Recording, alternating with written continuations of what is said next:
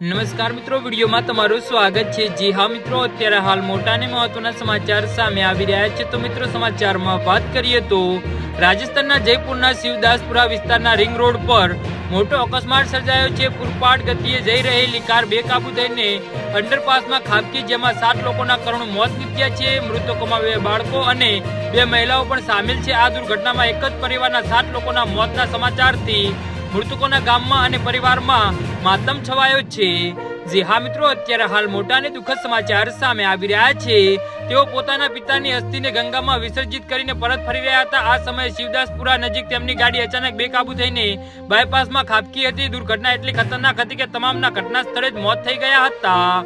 જી હા મિત્રો, દુર્ઘટનામાં કાલુરામ અને તેમની પત્ની સીમા, ભાઈ રામરાજ અને પત્ની મધુ, 14 મહિનાનો દીકરો રુદ્ર અને રોહિત અને તેમનો 3 વર્ષનો દીકરો ગજરાજ સામેલ છે।